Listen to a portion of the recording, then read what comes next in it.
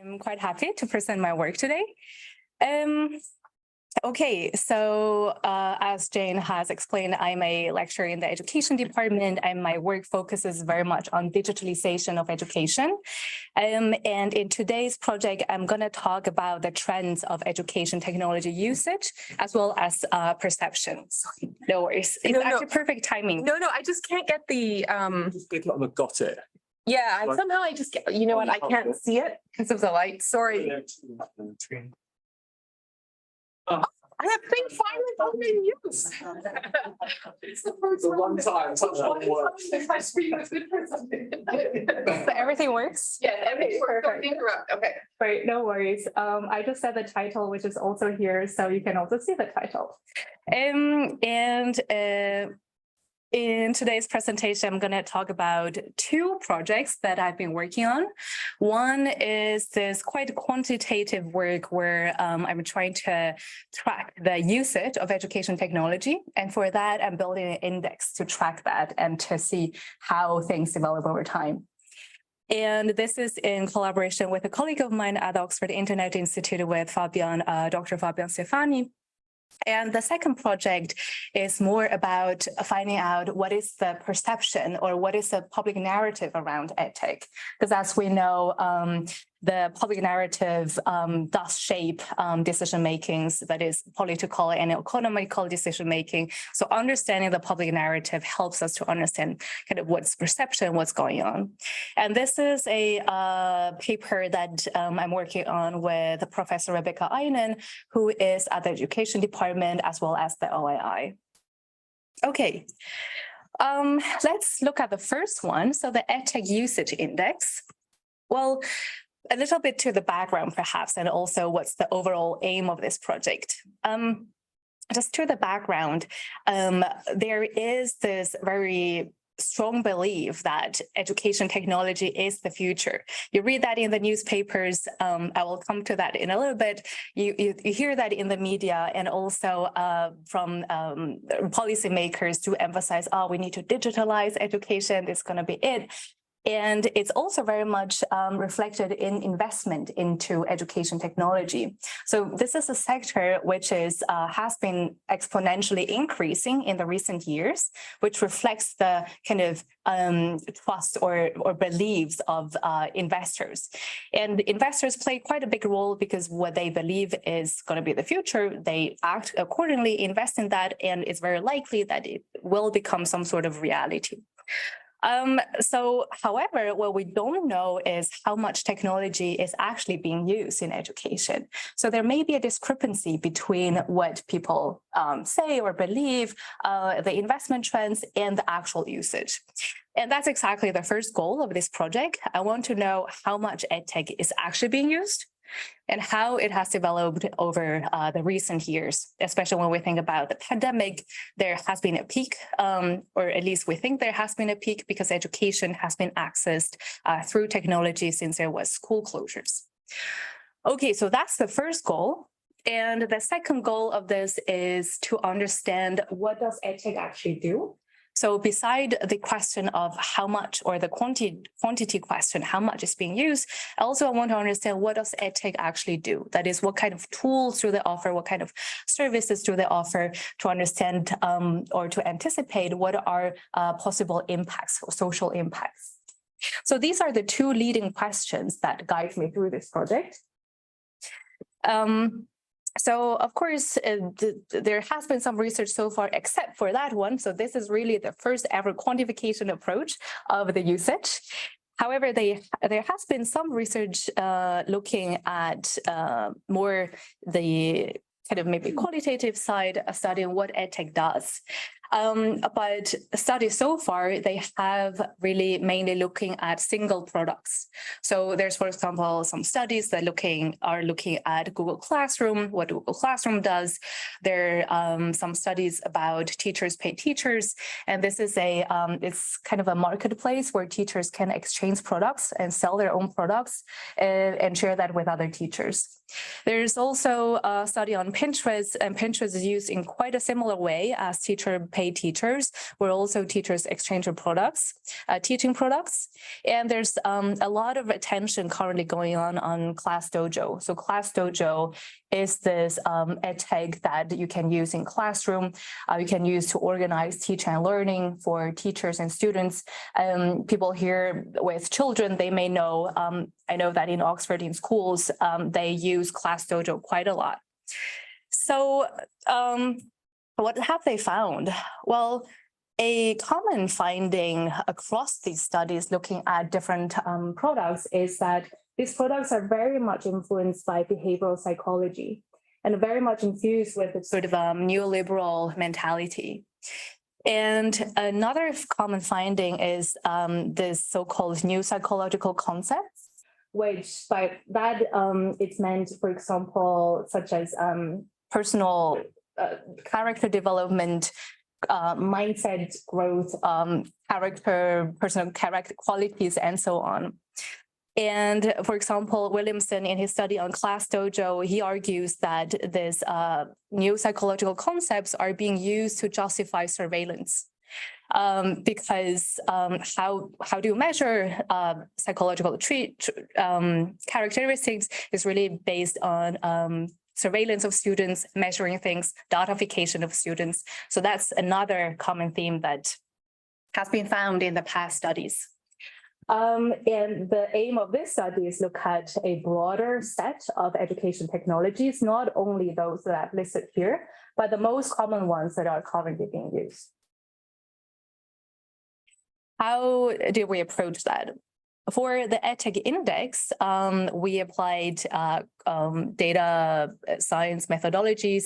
And what we did is we scraped data from app stores. And the reason why we use apps is because most of education technologies are accessed via apps. So understanding app usage gives us a good understanding about EdTech usage as such. It's not exactly the same, of course, but it gives us a good understanding. And what we did is we scraped review statistics from app stores. And the goal here is to use numbers of review as a proxy for usage, which is, of course, not exactly the same thing, but usage data is proprietary to EdTech companies, so it's really hard to get access to that data. So currently, we use review statistics. But we are refining this methodology because with a new data scraper, we can actually access download statistics. So in the next step, what I'm showing you today is the old index, however. But in the next step, we're going to also collect download stats and cross-validate that with review stats and build a more, hopefully, accurate index or proxy still to measure EdTech usage. And we did that for 50 apps, and these 50 apps we identified through just desk research. So, for example, we consulted market intelligence company reports that rank apps according to the popularity or the numbers of users. What we first thought, oh, maybe it's actually really easy. Maybe we can just go into app stores or Google Play stores. However, research have also shown that app stores, they have their own internal logic. So they don't actually order apps in terms of which one's the most popular. They, for example, Apple is promoting their own apps, of course. Apple apps are always on top, even though they may not be the most popular one. So in order to identify our 50 most popular apps, we consulted different sources and built this list. To the qualitative part, to understand what EdTech does, what are the services and tools they provide, we did a qualitative text analysis, and we collected the websites of those 50 apps that we use to build the index, and we analyzed the websites, because the website is a kind of good source to understand how they promote their own products, how do they describe their products, what are the services there, and who do they target. Also the language, what kind of language do they use. And through that, we identify the themes across these products. Okay, so now this is the index. This is the EdTech usage index. It's not very dramatic, but I think it's quite interesting nevertheless. So what you can see, the blue dotted line are the exact counts of the reviews. And the red line is the smooth line showing the trend. And I'm aware of this is quite small, but the data collection started, or we collected historical data ranging from January 2019. And what this figure shows, it stops at in end 2021, but we are continuing with the data collection. So hopefully next time when we also have the download stats, I can present a longer time span. But what you can see here, and this is probably the most striking finding just looking at that, is there is a huge peak in early 2020.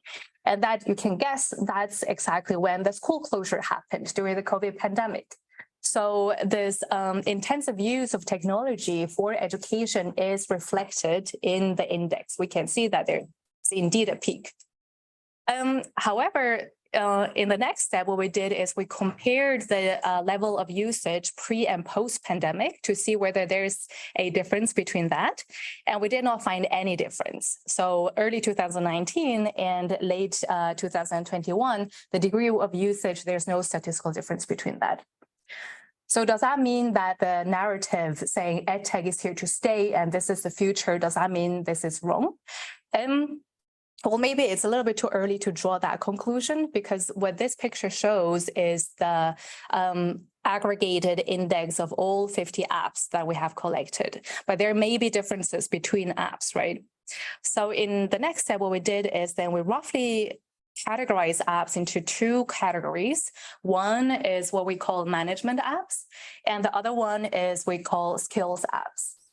So with management apps, what we mean here are apps such as Class Dojo that you can use to organize classroom, organize learning, and so on. And skills apps are those that you can use to learn skills or to improve skills like language and math. But then if you look at those two figures, there's still really not so much of a difference. We still see this curve. So maybe there's really nothing going on. Well, maybe you need to dig a little bit deeper even still. So we build those subcategories of, here you can see in language, the skills apps, we got math and language. And now you indeed see some differences. So the math apps, we can see some slight oscillating increase going on. But for the language apps, there's actually a decrease. The same thing we did with management apps. We differentiate between apps that are mainly focusing on students' use and the ones mainly targeted towards parents. And for students, kind of flat curve, though there is a peak. Also quite interesting, this peak was not during the first school closure, but during the second school closure. For that, unfortunately, I don't have an explanation yet. It's not the focus of this research question, though, but if anyone has any thoughts, that would be quite interesting, I think. And the apps that are targeted towards the parents, you can actually see an increase going on. So what this exercise shows is that it's really important to differentiate between different types of apps. So EdTech may be here to stay. We don't exactly know, but we need to understand what do they do exactly, what kind of functions do they deliver. And depending on what they do, it may indeed be the case that we're going to use more technology for that exact purpose. What I also want to mention here is that when you break down into those subgroups, the N becomes quite small. So sometimes only a handful of apps. So bear that in mind, looking at these charts, maybe you're looking just at 5 apps. So that's another thing. And we also track the individual apps because it's just 50, right? So it's not difficult to track the individual apps. And what we see is that it's actually quite in line with other research looking at the political economy of technology, winner takes all phenomena, basically. So there are individual apps that are driving the curve where you can see, whoa, yeah, they really have an uptake, whereas other apps, maybe typically smaller apps, they don't see that trend. Okay, so that's the EdTech index, the quantitative part. Now, as I mentioned, we're also very interested in understanding what do they do. And this is the qualitative part of the study. Looking at the websites of those 50 apps, we identified 3 clusters of themes. Those are the 3 clusters. First of all, solidification of hierarchy between users. Secondly, gamification of education. and progressive commercialization of education. I'm going to go a bit more into details in the next 3 slides to explain the 3 clusters. The first one, what do I mean with solidification of hierarchies between users? There has always been hierarchy in schools. So if we think about different roles like students, teachers, head of school, there is already a hierarchy. So that's not something new. But when we look at the website to understand what EdTech does, it becomes obvious that using technology is very likely that we strengthen the pre-existing hierarchies. Or there's also the possibility that to establish new forms of hierarchies. And what I mean with this is that there's if you look at a tech product, they very often say, okay, we have different functions and different access for different people. Students get student access, teachers get teachers access, and with different type of access, you get different degrees of control over your data and so on.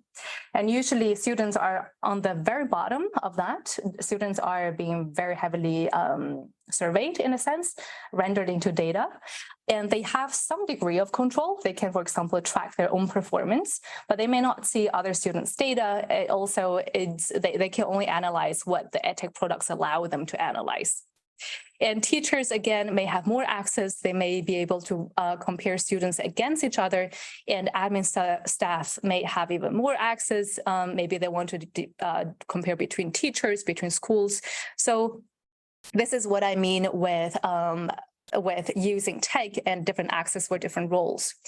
And why solidification? Well, it becomes very difficult if you want to negotiate between those roles, because you can't really negotiate with technology or with the developers behind the technology. So if there's a less permeable degree of these negotiations, because it's no longer you just talk to your teacher.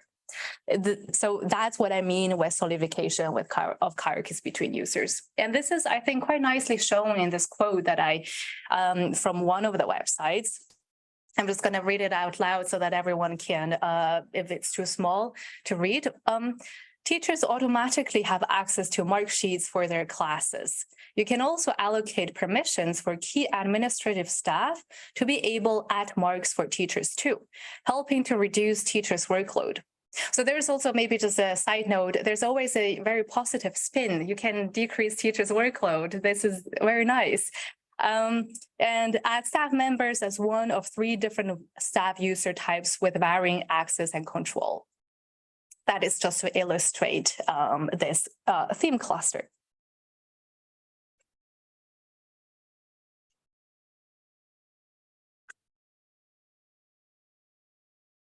Okay. I am stuck. Jay, do you know how I can get to the next slide? Well, let's see. I did such a good job before when I couldn't use the mouse. We try touching it again. Okay, let's. Oh yeah, Touch screen. Now try it on the Is keyboard. it this one? No. Oh yeah. Oh great. Thanks. Oh, wow.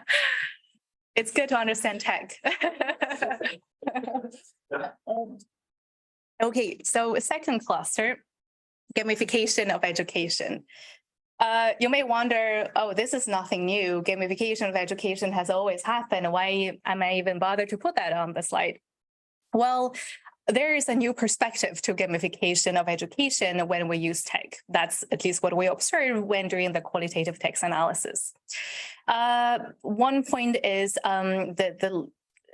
how they describe the products is emphasizing the fun part of learning, saying, oh, learners now incentivized with collecting points and they can compete each other. And there is a really strong sense of neoliberal values that is coming through using this language of competition and progress and so on. And also the learning as such, that is learning as an intrinsic goal, is not very much apparent in this website. It's much more motivated by external motivations like competing and collecting points to make things fun. And I think this, I would say, is slightly concerning because it's really the learning itself has this market-oriented values and other values in education that we may also want to think about, such as democratic values, is very much unmentioned in this product. Another point I also want to briefly touch upon is surveillance. Again, as in other studies such as Ben Williamson's study on Class Dojo, here we also observe surveillance because gamification is based on surveillance because you need to collect students' data. However, this aspect is never explicitly mentioned. So there's a it's hidden behind this fun part, but it's not mentioned how this fun part or gamification is enabled, but really it is through surveillance of students. And the last point is also just I want to mention that because when we think about games, there's always rules in games. And now these games are provided by EdTech companies, so they are the ones basically designing the rules. However, education, I guess in this country at least, is still considered to be a public good or public service. So maybe that's also something that we want to think about when using EdTech products.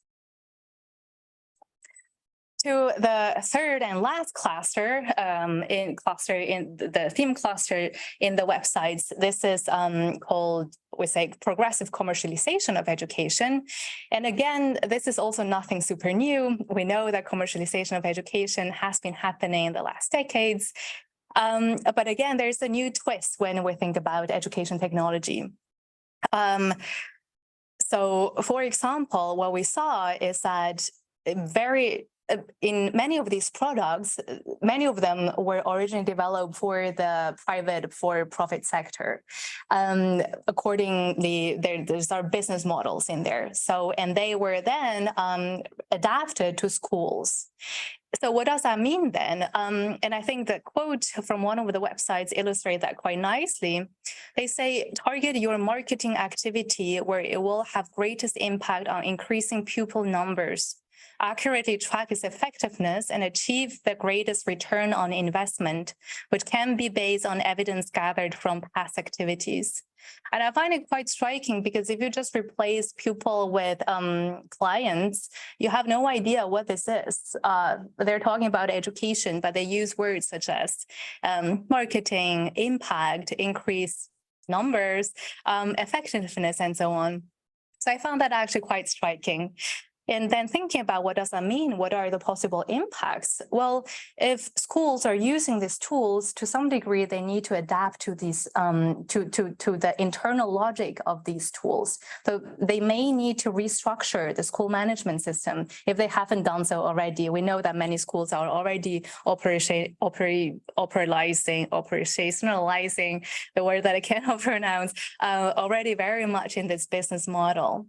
But using these tools, they are even more forced to adapt the internal logic that in those tools. So there's kind of a commercialization from the heart of the schools going on. Okay, now that was the first study that I want to present today.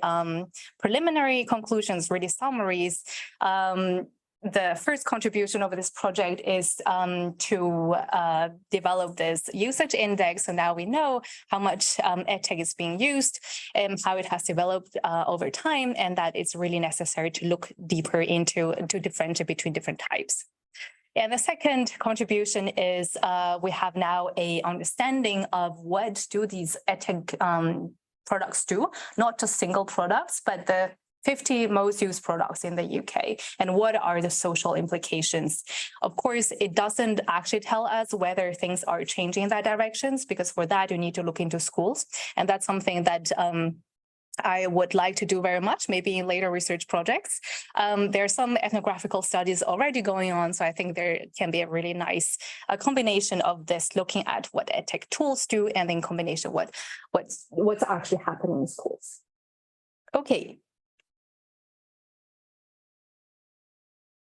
Now this has stopped working again. I'm going to try the same trick.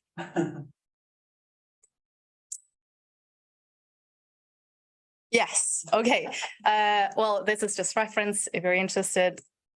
But let me jump to the second project. And this is the media content analysis, where we are trying to understand the media narrative, which again has an impact on the public perception, which again, as I mentioned, can shape political and economic decision makings. And this is work that I have been doing with Rebecca Einen, and also we're lucky enough to work with Claire, a master's student at the education department. She has done really amazing work analyzing, doing content analysis. And the title of the paper is The Discursive Construction of EdTech in British Newspapers During COVID-19. We have 3 research questions for this project. The first one is, what are the EdTech visions represented in the public discourse? Secondly, we also want to understand who are the main stakeholders, who is dominating the media discourse. And the last one is how has the discourse shifted with the pandemic school closures? I'm just realizing that some of the text is cut, but it should just give you an idea, really. This is the methodology and the sample in this project. What we did is we sampled across all UK newspapers between January 2019 until July 2021 to cover the pre and post-pandemic phase. We sampled across different types of newspapers, broadsheet, tabloid, as well as specialist newspaper that are specifically focusing on education-related topics. And we used search terms in this box, and we used Lexis as a database. So in total, we sampled just over 170 articles to analyze. Now, what are the themes that we have identified? This is a qualitative exercise, but I think it's useful to maybe also just to illustrate how the quantity of different themes. Inequality or social inequality is really a big one. It's over proportionally, but there are also other themes like data ethics and privacy that is covered very widely. But I'm not going to actually talk about all these themes today, but I want to cluster them. So there are 3 clusters I'm going to talk about in the next 3 slides. The first one is actually just this one theme because it's so dominating. So I make it a cluster, or at least in today's presentation, I'm going to talk about that, which is social inequality. There are many articles focused on social inequality. There are very positive voices saying that tech can reduce social inequality. For example, by providing access to remote areas, students can access education very easily, which is also very much true. When we think about the pandemic, it was for many students for almost all students staying at home, students access education with technology. But there's also a lot of negative or critical voices saying that, when we look at the pandemic, there's a huge digital inequality. Not everyone has this technology. So, it didn't really work out using tech. However, what I find quite interesting is that even the critical voices, they don't really talk so much about the underlying social inequalities on which digital inequality is based. And I think that not discussing that aspect can actually facilitate or perpetuate in the disguise of power structures, because we're not thinking about, this is because of the underlying social inequality, which maybe we need to focus on. However, the discourse is very much focused on the digital fix or digital solution. The next one is we also noticed that there is pretty much a lack of discussion around the EdTech firm's responsibility. So, for example, one of the themes that I also mentioned is data privacy and ethics. So it's quite many articles discuss about that. And EdTech firms are usually portrayed as the trusted actors, because most of the critiques around data privacy is really addressing how can we prevent the so-called bad actors to access student data, like sensitive data. How can we prevent breach How do we prevent hackers hacking into this data set? But the EdTech companies are portrayed as legit actors, as the protectors of our students' data. And there's really not so much. I think there was one article or two articles raising the question about whether EdTech companies should actually have this data at all. So there's not much discussion around who should own the data, what should happen to the data, and whether EdTech companies should actually have be in possession of this data. And I think that's we should be concerned about that because in this sense, EdTech companies are empowered in a way because then the discourse is driven towards how do we protect from data breach, and that can then influence the discourse around data protection policies when we think about the regulatory aspects. The third and the last one is I call it defining understanding around education,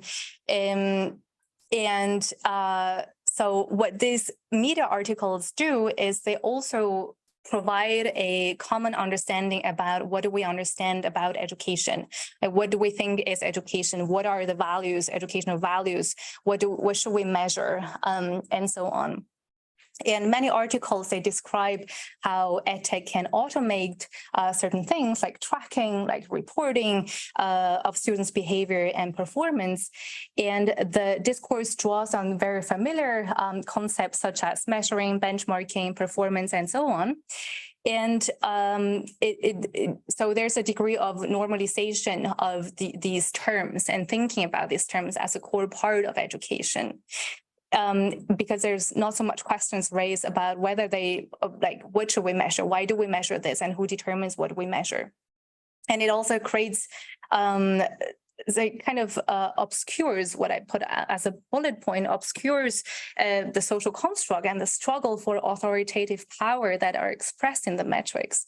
Because of course, what do we measure is, this is based on it's driven by political and economic interests. It's not natural what we measure, right? And EdTech companies, as the one providing the tools, they now have quite a lot of power, I would say, determining what is being measured and also how things are being measured. So this naturalization of metrics or normalization of tracking and benchmarking, that I wouldn't say it's new to EdTech because that has been going on, but it does reflect and also perpetuate the current understanding of what is education, which has its roots in neoliberal reform of education. What is new with education technology is that new players are coming into the field. As I mentioned, tech companies, as a provider of these tools, are gaining in kind of say, what do we measure and how to measure things. But now coming back to what have we seen in the news articles, this shifts in power relation in the network of governance of education is not very much thematized in news articles. So that's also kind of obscured, which I think we should be aware about. And just to emphasize perhaps the bit on, that's also our second research question really, who is the dominating voice in the media? We broke that down into different actors. We have EdTech business, schools, government, teachers, students, and some others. In this others are, for example, teachers' unions, charities, and so on. And what we see is that EdTech business it is really a powerful actor in this, reflected in the media discourse. So there are many direct quotes of, for example, CEOs of some EdTech companies, and it's even more than schools. But if we think about education, perhaps school should actually be at the center of this focus. However, EdTech companies are kind of dominating this narrative. Just to the last research question, is there COVID effect?